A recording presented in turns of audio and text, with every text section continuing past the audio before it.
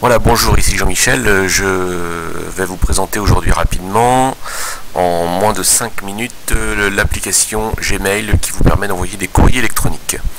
Donc lorsque vous démarrez sur Internet, j'ai réglé votre ordinateur pour que vous démarriez sur cette page Google.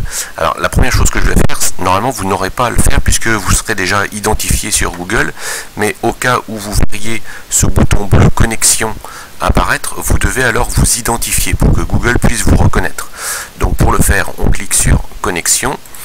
Donc vous aurez à entrer votre adresse mail que je vous ai donnée et le mot de passe que je vais taper maintenant, mais qu'évidemment je ne vais pas dire dans cette vidéo que tout le monde peut voir.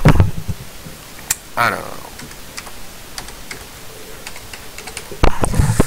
voilà, donc je clique sur connexion et à partir de là je suis identifié sur Google. Vous voyez ici on a Joël qui apparaît ici. Alors on va voir aujourd'hui comment utiliser l'application Gmail. Gmail, c'est ce qui vous permet d'envoyer des messages. Donc si on clique dessus, on arrive sur cette fenêtre. Voilà, le temps que ça charge un petit peu. Alors, donc cette fenêtre, elle est on va dire en deux grandes parties. Vous avez à gauche ici un menu et puis à droite la fenêtre principale. Alors si on regarde un petit peu dans le menu de gauche, donc la boîte de réception qui est en rouge là ici, quand on clique dessus, eh bien on obtient la boîte de réception principale, c'est-à-dire que tous les messages que vous allez recevoir vont se mettre dans cette boîte de réception principale. Ensuite, lorsque vous allez envoyer un message, ici en cliquant sur nouveau message, on verra ça tout à l'heure, et bien une fois que les messages seront envoyés, et bien vous allez les retrouver dans cette boîte message envoyé. Donc là, si je clique dessus, forcément vous n'avez envoyé aucun message. Donc nous allons voir tout à l'heure comment envoyer un message.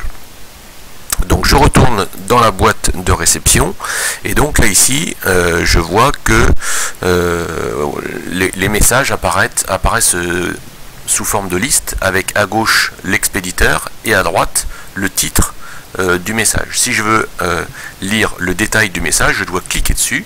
Donc voilà, ici ce sont des messages qui sont envoyés par Google, hein. Donc voilà, je clique, je lis. Si je retourne dans la boîte de réception, je vois que le message qui a été lu n'est plus en gras. Donc les messages qui sont en gras, c'est uniquement les messages qui n'ont pas encore été lus. Voilà, donc nous avons lu un message et maintenant nous allons forcément écrire un message. Donc pour écrire un message, je clique sur nouveau message. J'ai une nouvelle fenêtre qui apparaît ici. Alors je vais écrire par exemple Jean-Michel. Donc en haut je mets l'adresse mail laposte.net. Ensuite dans l'objet je dois toujours mettre un titre du message et ensuite le message, voilà, bla signé Joël et Christiane. Voilà, et ensuite je fais envoyer. Donc le message est parti et si je veux vérifier qu'il est bien parti, eh bien je vais dans la boîte qui s'appelle message envoyé, je clique dessus et donc je vois qu'ici j'ai un message qui a été envoyé. Il a été envoyé à JM Robineau, on voit le titre et on voit l'heure à laquelle le message a été envoyé. Voilà. Alors je pourrais également envoyer un message avec une pièce jointe.